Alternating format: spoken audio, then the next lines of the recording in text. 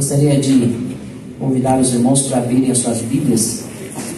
Texto, como nós estamos falando hoje, nós estamos dando o término de missões estaduais, não significa que deixaremos de falar sobre missões mundiais, então, porque não tem como falar da Bíblia sem falar sobre a obra missionária, porque Deus veio a este mundo para cumprir uma missão, e essa missão de salvar a humanidade, né? Essa era a missão, é a missão que Jesus veio e cumpriu muito bem.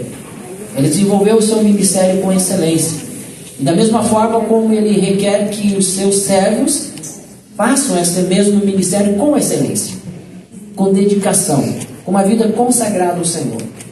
E João, o Evangelho de João, o capítulo 3, versículo 16, é um daqueles textos que a grande maioria, se não a maioria da igreja, já conhece de cor e salteado. Tenho certeza que nós poderíamos e podemos recitar de cor. Como nós cantamos já em grupo, então vamos recitar esse texto também em conjunto, todos nós. Se você não conhece o texto, pode olhar a sua Bíblia. Se você conhece mais ou menos, pode fazer uma colinha, né? Talvez a gente possa recitar no método, naquela leitura mais antiga que a gente fazia, né? Diz lá, vamos lá?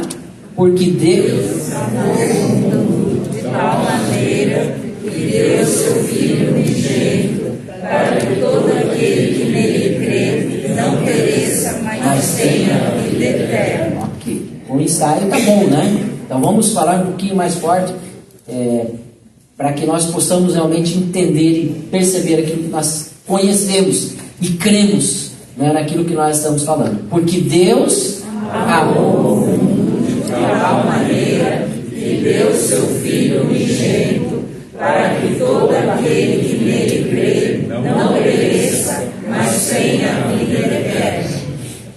Não pereça, mas tenha a vida eterna. Nosso tema, né? Por onde eu for, nós sabemos a importância de... Nós temos sempre falado, enfatizado. Semana passada a Ariane falou muito bem a respeito da responsabilidade individual que nós temos com a palavra de Deus. Embora nós façamos a obra missionária de uma forma coletiva, não existem momentos em que você não tem como usar o grupo da igreja, a sua maioria, para você estar lá testemunhando. É aquele momento em que você está, entre aspas, sozinho. Mas nós precisamos realmente vivenciar o Evangelho para que as pessoas conheçam essa missão que Jesus tem deixado para cada um de nós. E esse texto, ele vem mostrar justamente aquilo que o apóstolo Paulo fala a Timóteo, né? Porque Deus ama o mundo, como nós vemos, de tal maneira que deu o seu Filho unigênito. Então o desejo de Deus é que todos os homens sejam salvos. Lá o apóstolo Paulo fala em 1 Timóteo capítulo 2, versículo 4, né, que o desejo de Deus é que todos os homens sejam salvos, ou todos os seres humanos sejam salvos, e que todos cheguem ao pleno conhecimento da palavra de Deus. Talvez você possa dizer, eu estou engatinhando, estou começando ainda a conhecer. E mesmo aqueles que já estão há muito tempo, né, nós continuamos caminhando, buscando esse pleno conhecimento da palavra de Deus. E esse texto de João capítulo 3, versículo 16, é um texto muito interessante, porque é uma conversa de Jesus com um líder daquela época, um líder fariseu. Era um dos grupos que existiam naquela época no povo judeu, né, que era dividido entre os fariseus e os saduceus. Esse grupo era assim: os fariseus acreditavam em determinadas coisas. Eles acreditavam nos anjos, eles acreditavam na ressurreição, né? Eles acreditavam na vinda do Messias, mas não acreditavam que Jesus era o Messias. Já os saduceus tinham uma ideia um pouco diferenciada. Eles não acreditavam em ressurreição, e por isso os constantes debates mais acalorados a esse respeito. Não acreditavam em anjos, né? E então começava a existir uma religiosidade que não fazia muito sentido. Você viver neste mundo simplesmente para ter um bem-estar um pouco melhor. E esse homem chega a Jesus, ele pertencia ao grupo dos fariseus, e ele tinha uma posição elevada, uma pessoa conhecida, um líder conhecido. E era aquela discussão entre eles, no Sinédrio, era o grupo onde eles se reuniam, E eles discutiam a respeito desse Jesus que nós estamos falando, que veio ao mundo para salvar a humanidade. E eles dialogavam a esse respeito, e existia muitas dúvidas com respeito a Jesus. Alguns deles acreditavam que Jesus era o Filho de Deus, outros imaginavam que era um impostor, que veio querer usar os benefícios do povo judeu. Então eles imaginavam dessa forma, e sempre estavam debatendo a respeito de quem era Jesus. E nesse contexto que nós lemos esse texto, que pode ser feito realmente uma síntese, um resumo muito bom da Bíblia toda, porque vai mostrar a respeito desse Jesus como Senhor e Salvador. Ele diz que aquele que crê, todo aquele que crê, toda pessoa que crê, não venha a perecer ou ter a morte eterna, mas sim ter a vida eterna com Deus, a chegar a esse pleno conhecimento. Esse texto, o capítulo 3 de João, um capítulo extraordinário, porque ele nos mostra muito a respeito desse Jesus, principalmente nessa conversa de Jesus com Nicodemos, por ele ser um líder conhecido, e o medo, porque muitas pessoas tinham medo quando se falava a respeito de Jesus, discutir abertamente a esse respeito. E por ele ser um líder influente, ele procura Jesus à noite, onde a visibilidade não era boa. A gente sabe que hoje, no contexto em que nós estamos falando, é muito fácil, você sair à noite, todo lugar que você vai, nós temos a luz, a maravilhosa luz que você consegue enxergar. Mas existem determinados lugares que você fica com medo de passar quando já está um pouco sem luminosidade. Naquela época, os lampiões, os mais antigos, talvez as crianças, os jovens, os adolescentes não tenham a mínima ideia do que seja isso. Você morar numa casa que não existia luz. Eu, quando visitava a minha avó, era na base da vela, Você pegava uma velinha, ou então um lampiãozinho, quem não sabe, aquele lampião, colocava um querosene, ficava cheirando a roupa, as mulheres gostavam, o cabelo ficava cheirando querosene, e você ia levando. E foi nesse contexto, naquela época, em que chegaram diante de Jesus. Esse homem foi procurar Jesus à noite para não ser reconhecido por outros. O medo era de ser reconhecido. O que eu vou explicar quando eu estiver, ou alguém me vir falando com esse Jesus, que estão falando que é o Messias? O que as pessoas vão pensar ao meu respeito? Ou a meu respeito? Quantas pessoas nos nossos dias, é muito interessante, muitas pessoas têm esse medo de ir numa igreja evangélica. Quando se fala para ir na igreja, aquele receio, está vindo mais igreja no meio dos crentes, o que eu vou encontrar lá? O que as pessoas vão pensar ao meu respeito? E se os meus amigos souberem que eu fui na igreja? E se os meus colegas ficarem imaginando que eu pisei na igreja dos crentes? O que vão falar ao meu respeito? É um medo que, mesmo no século XXI, ainda continua existindo. Parece que é algo que não funciona, mas as pessoas têm medo daquilo que os outros vão pensar a respeito dela. E é interessante que se preocupa com todos, menos com aquilo que a palavra de Deus nos mostra, aquilo que Jesus olha para você e olha para nós e pensa ao nosso respeito, porque Ele conhece o nosso interior. E é interessante porque nós vemos que Nicodemos chega a falar com esse Jesus, a respeito de querer conhecer mais a respeito do novo nascimento, de uma nova criatura, de uma pessoa diferenciada. Jesus falava abertamente sobre esse novo nascimento, e ele não compreendia o que era esse novo nascimento. A ideia era como voltar ao ventre da mãe. Como que pode acontecer isso? E ele mesmo disse: se você tiver curiosidade e quiser ler o capítulo 3, leia na sua casa, você vai ver realmente que texto maravilhoso que mostra a falta de conhecimento de uma pessoa que tinha um conhecimento aprofundado das Escrituras. Parece incoerente, mas ele interpretava de uma maneira errada. Ele não conseguia visualizar a maneira simples que Jesus estava dizendo: você precisa nascer de novo. Mas que tipo de nascimento é esse? E Jesus disse para ele: mas você é um líder em Israel. Você é uma pessoa que conhece muito bem, você é um mestre. No versículo 10, do capítulo 3, Jesus vai estar respondendo para ele: você é mestre em Israel e não entende essas coisas?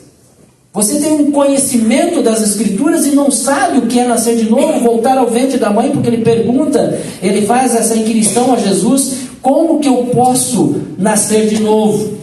E aí Jesus começa a explicar a ele. E no versículo 6, antes mesmo, Jesus já diz que aquele que nasce da carne é carne, mas o que nasce do Espírito é Espírito.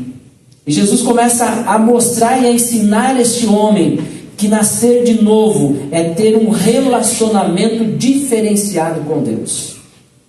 É não viver daquilo que se falava, mas viver daquilo que Jesus estava ensinando no dia a dia.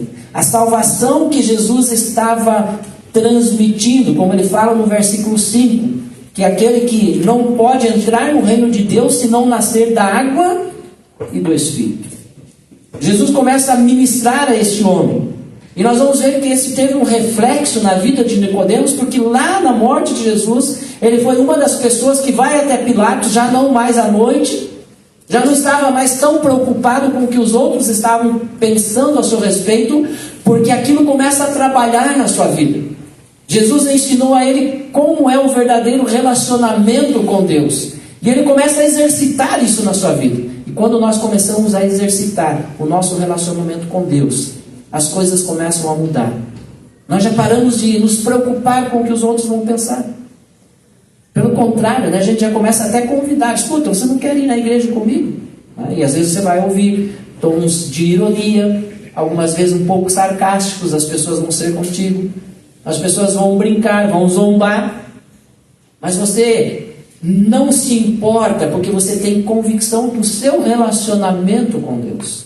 Você já não está mais preocupado com as pessoas, o que as pessoas pensam a seu respeito. Por quê? Você começa a se encontrar com a verdade. João 8,32: conhecereis a verdade, e a verdade vos libertará. Quando nós começamos a entender o verdadeiro sentido daquilo que Jesus estava falando, Jesus estava ensinando um novo estilo de vida. E muito mais, esse evangelho que ele estava transmitindo, porque o evangelho significa boas novas, essas boas novas que Jesus estava passando para esses líderes religiosos, era justamente essa: que Jesus Cristo é Senhor e Salvador. Ele diz: eu vim para ministrar a palavra, eu vim para apontar o caminho que vocês estão se desviando. Deus separou um povo.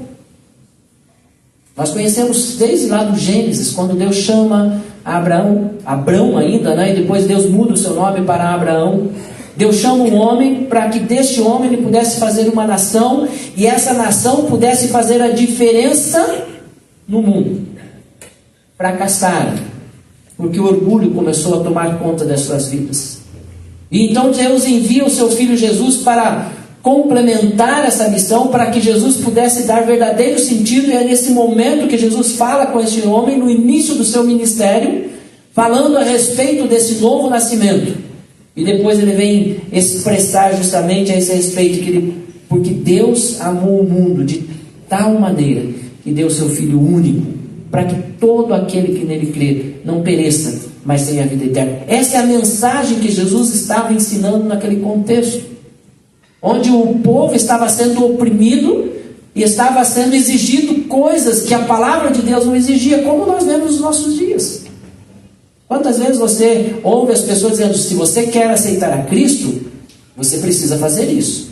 Se você não fizer isso, você não vai para os céus. Se você não der o seu dinheiro, se você não der a sua esmola, se você não fizer... E existem muitas coisas. As pessoas estão oferecendo menos o que a palavra de Deus nos ensina, que nós precisamos nascer da água e do Espírito. Eu costumo dizer, quando eu trabalho com o discipulado do batismo, um dos aspectos que a gente fala sobre o dízimo. E muitas vezes, quantas pessoas vieram perguntar: pastor, como é que esse negócio de dízimo? Eu digo: entenda primeiro o seu relacionamento com Deus, deixa o dízimo para depois. E as pessoas ficam assim meio assustadas, né? Por que o pastor não fala sobre o dízimo? Porque isso é algo que você vai aprender através do seu relacionamento com Deus. E nós estamos vivendo num contexto em que as pessoas ensinam diferentemente. Primeiramente, começam a trabalhar com as pessoas na parte material, dizendo: se você fizer isso, Se você entregar o seu dízimo, Deus vai abençoar. Não, primeiramente nós temos que entender aquilo que nós estamos fazendo. Assim como quando Jesus estava falando com Nicodemos, ele disse: Nicodemos, você precisa ter uma experiência real, verdadeira com Deus. Uma experiência única, uma experiência diferenciada. E quando Nicodemos começa a entender, começa a perceber, Jesus diz para ele: olha, somente por intermédio de Jesus, todo aquele que nele crê não vai perecer. E como o povo de Israel falhou com essa missão, por intermédio de Jesus, quando Jesus fala com Pedro, como nós falamos, a Yane falou semana passada, Jesus: Pedro, você é Pedro, e eu vou edificar a minha igreja firmada em mim mesmo, que é Jesus. Pedro, que é Petros, é um fragmento dessa pedra, é uma parte, uma extensão da vida de Jesus. Mas quando Jesus diz sobre essa pedra, não sobre esta, como nós entendemos no português, não é sobre a vida de Pedro, mas Jesus está dizendo: sobre a minha própria vida, eu vou estabelecer essa igreja. E a igreja tem a missão de propagar o Evangelho de Cristo, porque nós estamos firmados na rocha que é Cristo. E Jesus passa esse ensinamento para Nicodemos. E a partir desses anos, nós vemos que a igreja vem sido colocada como um papel fundamental. Aquilo que foi colocado quando Deus separou o povo de Israel para propagar. Não estamos menosprezando a importância de Israel, porque Jesus veio nessa geração, no meio deste povo. Mas o que nós precisamos entender é que se nós formos colocados, nós não podemos querer isso somente para nós. Nós não podemos imaginar que nós somos salvos e é o suficiente. Não. A palavra de Deus nos chama para que nós venhamos dar continuidade àquilo que foi começado por Jesus, aquilo que foi começado por Abraão, a forma como Deus vem trabalhando com a humanidade desde a queda, desde que o homem desobedeceu, desde que o homem procura ou tenta se afastar da presença de Deus. Deus sempre vem de encontro com a humanidade. E o mais importante de tudo isso, que a salvação, ela é individual, é pessoal, e é intransferível. Você não pode transferir para outra pessoa. É somente por intermédio de Jesus. Por isso que o texto ele é tão claro, que Deus enviou o seu Filho, para que todo aquele que nele crê não pereça, mas tenha vida eterna. A salvação é por intermédio de Jesus Cristo. Não há outro meio. A Bíblia não aponta. Você pode ler a Bíblia de frente para trás, de trás para frente, pegar isolados, textos isolados. Você não vai encontrar salvação se não for por intermédio de Jesus Cristo. E Jesus mesmo, ele mostra para os seus discípulos, ele fala através dos seus discípulos, apontando ele como um meio de salvação. E João vai falar que fora dele não há salvação. E é por isso que o texto nos diz que se nós cremos, nós vamos receber a vida eterna. Porque o amor de Deus, ele é universal. Deus não veio para um povo simplesmente. Deus não veio para um grupo específico. Lá na segunda carta de Pedro, no capítulo 3, versículo 9, na parte B, o Senhor vai estar falando que ele veio para que ninguém se perca, mas que todos cheguem ao arrependimento. O Senhor Deus enviou o seu Filho para que todos tenham a oportunidade, como nós cantamos, o privilégio de falar com Deus. Orar e falar com Deus é um privilégio. E Nicodemos aproveitou, estava querendo experimentar desse privilégio. E ele começa a querer entender um pouco mais a respeito daquilo que Jesus estava falando. Era algo novo, era algo diferente.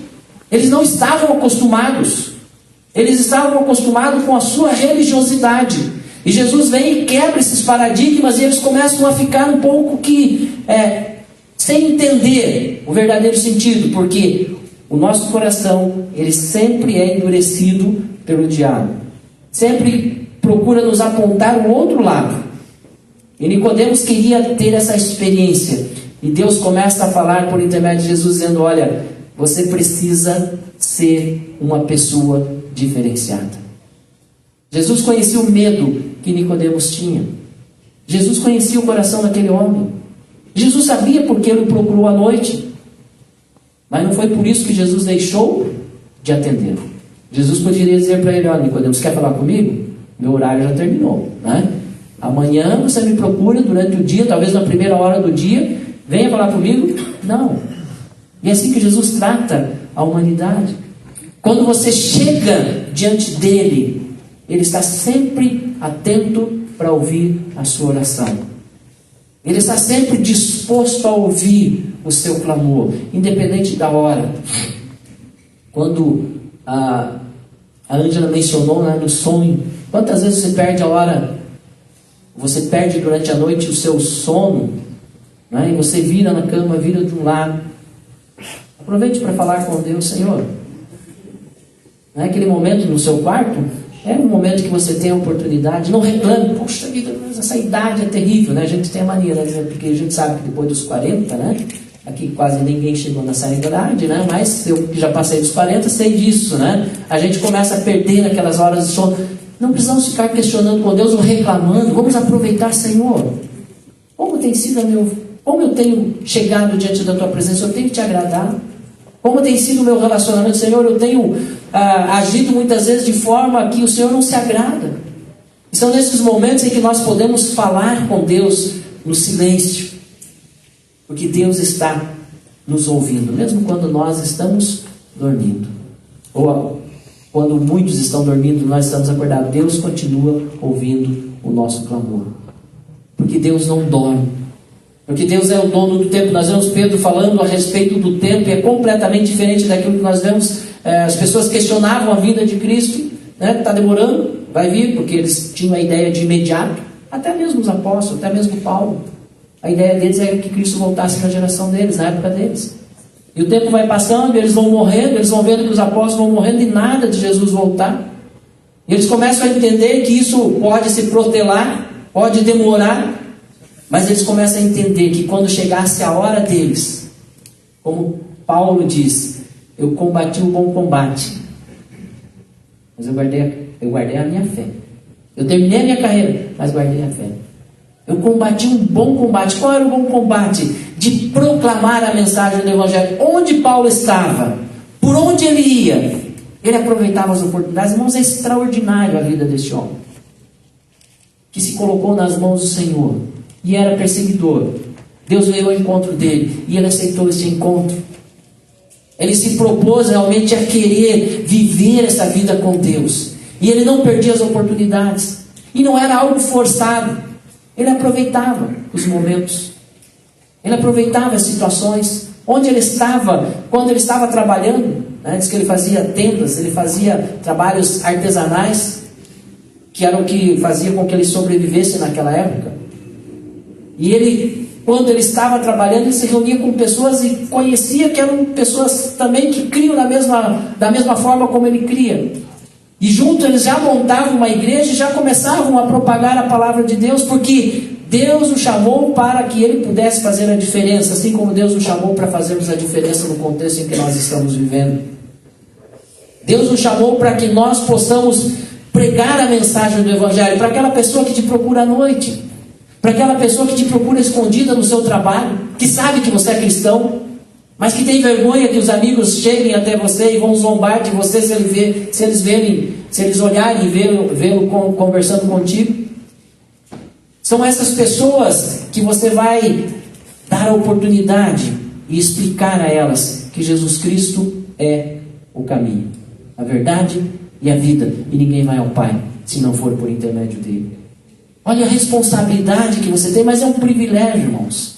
Você apontar para uma pessoa a luz, você dizer para ela: se você seguir aqui, você vai chegar em tal lugar. Como é bom, né, quando alguém chega e pergunta para você de algum lugar, você sabe.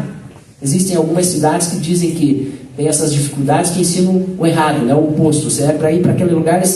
Assim é na nossa vida cristã, o diabo faz isso. Diz: olha, você está vendo aquela cruz? Então, aquela cruz realmente foi onde Jesus foi crucificado, Deus o ressuscitou. Mas você pode chegar lá, mas você não precisa ir por aqui, você pode ir por lá. Você vai até o final, faz o que... E ele aponta um caminho completamente diferente. Ele não diz que não existe. Ele não diz que é uma inverdade, mas ele aponta caminhos, porque nós conhecemos o velho ditado, né, que as pessoas dizem que todo caminho leva a Deus. Uma grande mentira, porque a palavra de Deus diz que só existe um caminho, e Jesus diz: eu sou o caminho. Ele diz para Nicodemos: Nicodemos, se você não nascer da água e do Espírito, se você não nascer de novo, se você não tiver um encontro pessoal com Deus, por intermédio de Jesus Cristo, você não terá a vida eterna. Você precisa adorar ao Senhor, você precisa entregar a sua vida totalmente, todo o seu coração, toda a sua alma, todo o seu viver.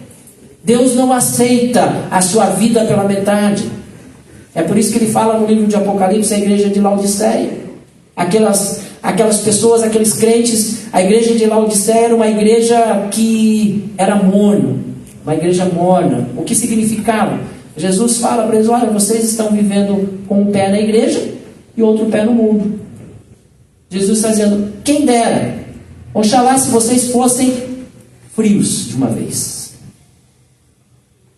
Oxalá se vocês fossem frios, porque aí teriam oportunidade, queriam conhecer a respeito do Evangelho de Cristo. Mas porque se baseiam nesse mais ou menos, vão continuar em cima do muro. E o em cima do muro nós sabemos que ele pertence ao diabo. E Jesus estava ensinando a igreja de Laodiceia: nós precisamos ter convicção daquilo que nós cremos. Nós precisamos ter relacionamento com Deus. Nicodemos tinha uma boa base, ele tinha uma boa religião, ele falava a respeito do Deus verdadeiro, eles falavam a respeito da vinda do Messias, mas eles não tinham entendimento que Jesus, que estava ali falando com ele, era o Messias. Jesus se apresenta para ele, Jesus começa a se mostrar para Nicodemos, e os seus olhos começam a ser desvendados, e ele começa a compreender que Jesus é o caminho, que Jesus é a salvação, que não há outro meio de chegar até a presença de Deus. Onde nós estivermos, nós temos que cumprir essa missão. Onde nós estivermos, nós precisamos realmente compartilhar da palavra de Deus, por onde eu for. E se nós temos esse novo nascimento, essa nova vida com Cristo, naturalmente as pessoas vão te procurar. Pode ter certeza. Eu sempre tenho falado sobre isso. Se você tem um novo nascimento com Cristo, se você vive uma vida diferente, alguém vai te procurar para querer saber por que você vive assim. Sem você falar. Alguém vai chegar e dizer: escuta, por que você age dessa forma? Ao invés de amaldiçoar, ao invés de xingar, ao invés de revidar, você se coloca nas mãos de Deus, você diz tudo: Deus abençoe, Deus direciona, tudo é Deus quem faz. Quando nós vivemos este Evangelho, as pessoas vão querer isso. E é por isso que nós temos que fazer de todo o coração. Quando perguntaram para Jesus como que nós devemos buscar, de que forma, e Jesus responde: se você buscar a Deus, você deve buscar de todo o coração, de toda a sua alma, de todo o seu entendimento. Um ser completo. Pastor, mas eu sou imperfeito. E é por isso que Deus quer aperfeiçoar as nossas vidas. E é por isso que nós nos achegamos a Ele, para que nós possamos encontrar esse caminho da salvação. E nós temos este conhecimento, e nós precisamos apontar para aquelas pessoas que convivem conosco a respeito desse Jesus, a respeito da vida e vida em abundância. Por onde você estiver, você tem essa incumbência, e é um privilégio, irmãos. Imagine você mostrar, um dia você ouve alguém falar: eu conheci a Cristo por intermédio daquela pessoa. Que maravilha, irmãos. Você deixou ser usado por Deus. Mas aqui mesmo nos evangelhos de Mateus, Marcos, Lucas, vai estar falando que existe também a pedra de tropeço. E Jesus falou para os líderes religiosos daquela época, incluindo Nicodemos, mas aí há essa transformação. Mas Jesus fala: olha, vocês não entram no reino de Deus e impedem aqueles que querem entrar. Vocês estão sendo pedras de tropeço. Vocês estão atrapalhando a propagação do Evangelho. Vocês estão atrapalhando a missão que Deus colocou na vida da sua igreja.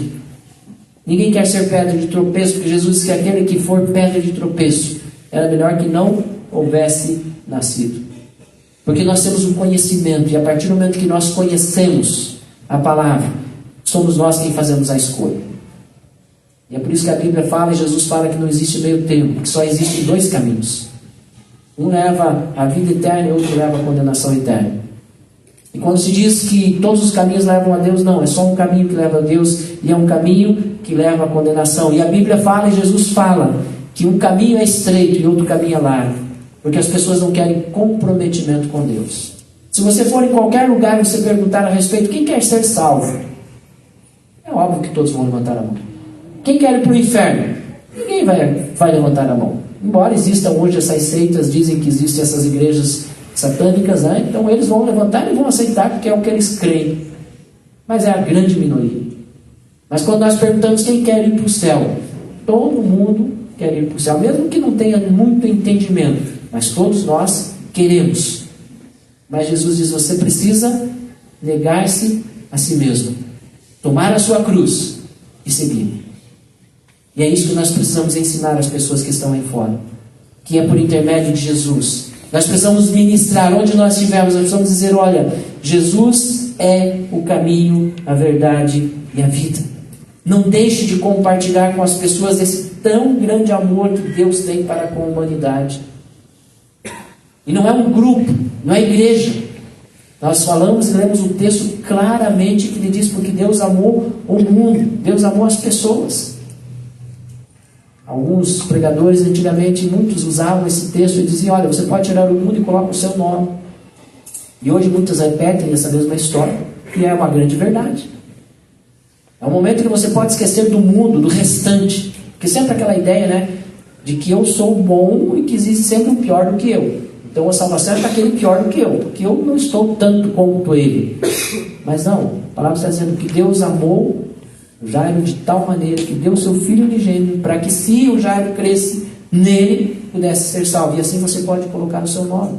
Porque Deus amou a cada um individualmente. Porque Deus tem prazer em salvar. Porque Deus, eu sempre falo, Deus não criou o homem para o inferno. Deus não criou o inferno para o homem.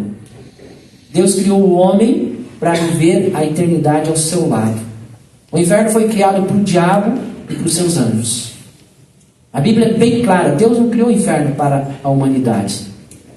Pelo contrário, Deus faz todos os esforços possíveis para apresentar-nos o caminho da verdade. Ele usa pessoas, ele tem feito milagres, ele tem levantado homens e mulheres com esse objetivo de dizer, olha, apontar o caminho que leva até a presença de Deus, porque Deus quer que todos sejam salvos. Deus não tem prazer, Ezequiel é algo extraordinário quando Deus fala com o seu povo, ele diz assim, eu não tenho prazer na morte do ímpio. Deus falando a esse respeito, eu não tenho prazer. Eu não tenho prazer que ele vá para a perdição. Por isso que ele diz, Ezequiel, você precisa ser o atalaia, ou seja, o porta-voz, você precisa ser o mensageiro, dizendo para ele que se ele se encontrar com Deus, ele vai ter uma nova vida. Já lá no Antigo Testamento, ele diz assim, eu quero que eles se convertam das suas maldades, se voltem para o Senhor e tenham vida com Deus. E Deus diz, eu não tenho prazer na morte do ímpio. Ele diz, o meu prazer é quando o ímpio se converte das suas maldades, se arrepende e se coloca diante da presença de Deus. E é isso que nós precisamos ensinar. Nem tanto falando, eu sempre digo que hoje em dia nós precisamos viver mais do que falar. O mundo está precisando mais de vidas, de homens e mulheres transformados, do que pregadores da palavra de Deus. O pastor não tem objetivo, não tem a oportunidade de estar nos lugares onde vocês estão. Talvez você possa dizer, puxa vida, que bom que seria que o pastor, o Eliseu, né, os que já se formaram, né, o Gustavo, né, ou que a Iane pudesse estar lá, ou que o Marcelo, ou qualquer outra pessoa, né, o Mário, que já conhece um pouco mais do louvor, está sempre acostumado a falar. Então, não. Talvez Deus está dizendo para você, talvez não com certeza, você pode fazer esse papel. Eu coloquei você aí com essa missão, com esse objetivo. E eu sempre digo, irmãos, você não precisa ser um crente chato. Eu não gosto de crente chato. Não gosto mesmo. Aquele crente que não sabe falar de outra coisa, que chega para você e quer te converter de novo. Já não aconteceu com você? Eu tenho certeza que já deve ter acontecido. Se não aconteceu, vai acontecer, não se preocupe, né? Tem aquele crente que vai chegar e acha que você não é salvo o suficiente, que ele vai insistir para você ser salvo. E ele vai querer mudar o seu coração. Ele esquece que é obra do Espírito Santo. Eu não gosto, ninguém gosta. Mas é tão bom quando uma pessoa é temperada, como diz, aquela pessoa que é temperada com sal, que é equilibrada, que sabe o momento certo, que sabe o momento que tem que parar. Porque existem momentos que você tem que parar de falar. A pessoa já está cansada de ouvir. Ela está olhando para você e quer ver se você realmente vive o Evangelho. Nós precisamos ter esse tempero. Paulo fala, exalar o bom perfume de Cristo. Eu já falei sobre isso, né? Um perfume agradável não é aquele perfume que você compra, perfume caríssimo. Aí me diga o nome de um perfume bom aí. Mulheres, vocês, eu sei, tenho certeza. Se vocês não falarem um, pelo menos eu vou ficar decepcionado.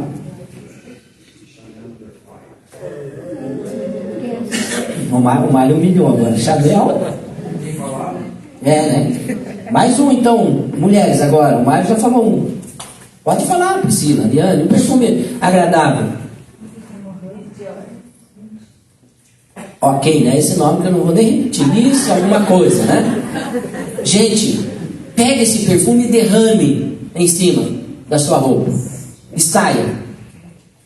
O que vai acontecer? As pessoas não vão dizer, mas vão se afastar. Lentamente, discretamente, e daí vai chegar alguém e vai comentar, você viu lá o perfume? Nossa, derramou o vidro inteiro. Porque é desagradável. A palavra de Deus diz que o crente precisa exalar o bom perfume de Cristo. Como nós exalamos esse bom perfume? Falando ou lendo a Bíblia toda? Não. Ministrando através daquilo que Deus fez nas nossas vidas. Vivendo o Evangelho de Cristo. Irmãos, é isso que o mundo precisa ouvir. Por isso que quando nós cantamos, por onde eu for, vou proclamar a salvação. Através da minha vida. Através daquilo que Cristo fez. Através da sua vida e através da sua vida. É isso que o mundo quer ouvir. Vidas que foram transformadas.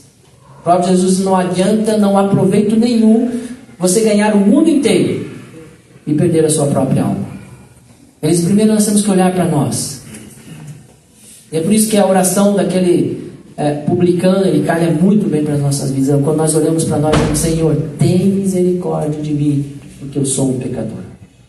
Eu esqueço dos demais.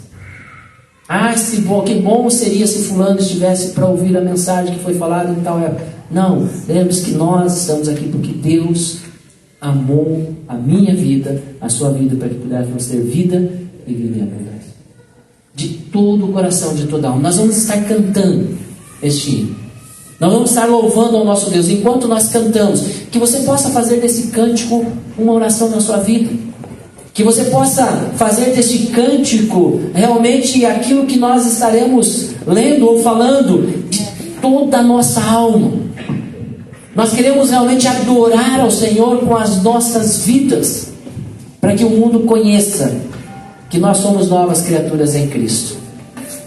Para que aquelas pessoas que talvez procurem você escondido no seu trabalho, na escola, porque tem vergonha, não o trate de maneira onde você vai desprezá-lo ou vai intimidá-lo mais. Não. Fale a ele que Jesus ama ele. Que se ele nascer de novo, ele também será salvo. Porque Deus veio com esse objetivo. Não despreze as pessoas que vão a você às escondidas. Deus nunca fez isso. Pelo contrário, ele diz, olha, você precisa nascer de novo. Senhor, o que eu preciso? Nascer de novo. Mas é tão difícil? Não. É fácil. É renúncia. É viver uma nova vida em Cristo. E esse hino fala, este é o meu desejo. Esse é o meu desejo. Te honrar, te adorar com a minha vida. E nós possamos fazer isso enquanto nós cantamos. Vamos colocar em pé se você puder.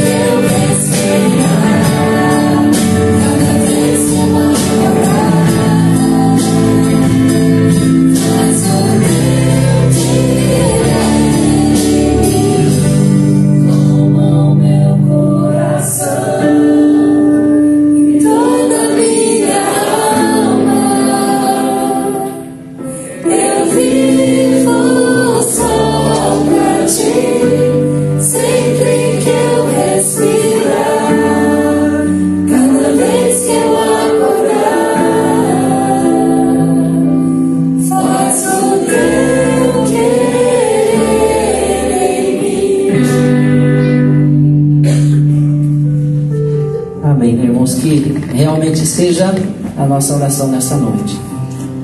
Toma o nosso coração, que o nosso respirar seja só para adorar o nosso Deus. Se nós começarmos isso aqui na Igreja Batista Lagoa Verde, nós vamos fazer a diferença na cidade de Curitiba. São sempre tantas vidas se comprometendo diante do Senhor, de viver segundo o coração do Senhor. Que nós possamos sair daqui nessa noite com essa convicção e essa certeza de que nós vamos fazer aquilo que agrada ao nosso Deus. Agradecemos a presença dos irmãos. Aproveitar, nós irmãos estamos em pé. Vamos estar orando, encerrando o culto dessa noite. Que Deus continue abençoando a vida de cada um. Marcelo, obrigado pela sua presença. Kelly, quando estiver aqui, não sei, vai ficar pouco tempo, né? Ver curtir um pouquinho do frio. Que Deus continue abençoando a vida de vocês. Mas quando tiverem a oportunidade, né? Serão bem-vindos cada um dos irmãos. Que Deus continue direcionando uma semana abençoada. Pense naquilo que você cantou. Tem um amigo meu que ele diz que o momento em que o crente mais mente é quando ele canta. E realmente é uma grande verdade. O pai do Rodrigo, né, desse meu amigo que falava isso, é uma verdade, irmãos, porque já pensou o que nós prometemos diante de Deus? Senhor, toma o meu coração, e é isso que Deus quer fazer. Que nós possamos fazer desses cânticos a nossa verdade e possamos viver de tal forma que o Senhor se agrade das nossas vidas. Vamos orar. Vamos estar agradecendo a Deus essa semana, né? Nós tivemos ontem a Marisa, né? Completou mais um ano de vida. Cadê a Marisa? Está lá? Está lá atrás, né? Carol também, antes de ontem. Quem mais fez aniversário essa semana? Eu lembro que nós estivemos orando. Vai ninguém? Só as duas. Deus abençoe. E que Deus continue direcionando a vida de cada um. Que Deus abençoe a sua semana. Que seja uma semana de muitas vitórias. Vamos orar. Lembrando que terminando o culto, nós temos um lanche, que seja lanche, né? A palavra lanche, mas você sabe que tem, né? uma comunhão tão agradável que Deus tem colocado em nós. Todos estão convidados, é totalmente gratuito, né? Para que todos possam participar nesse momento, ok? Que Deus direcione a vida de cada um. Pai querido, como nós cantamos nessa noite, Pai querido, toma o nosso coração. E por onde nós estivermos, que nós possamos mostrar às pessoas que convivem conosco o que o Senhor faz na vida de uma pessoa disposta a obedecer a Tua palavra. Sabemos que somos falhos, Pai querido, mas nos escondemos atrás da cruz de Cristo. Queremos nos esconder atrás dessa cruz, para que possamos realmente refletir a luz do Senhor através das nossas vidas. Que o nosso respirar, que o nosso viver seja para honrar, glorificar, exaltar o Teu santo nome. Abençoa-nos, Pai querido, no restante dessa semana. Tudo aquilo que os Teus servos têm para fazer, só o Senhor sabe da luta de cada um, mas nós colocamos diante do Teu altar. Visita, Pai querido, estende as Tuas mãos de poder, dando sabedoria e discernimento, Pai querido, em tudo aquilo que for tratado. Quantos servos Teus, Pai querido, que estão procurando a oportunidade de um novo emprego, que o Senhor esteja abrindo as portas, que o Senhor esteja auxiliando e abençoando, Pai querido, naquelas decisões que precisam ser tomadas, que possam ser tomadas com os joelhos no chão, pautados na Tua palavra. Que o Senhor estenda, Senhor, as Tuas mãos sobre as nossas vidas, que possamos sair daqui convictos daquilo que o Senhor tem feito em nossas vidas. Leva-nos para os nossos lares com a Tua paz, com o Teu amor. Te agradecemos, Pai querido, pela vida da Marisa, pela vida da Carol, que completaram mais um ano de vida diante da Tua presença.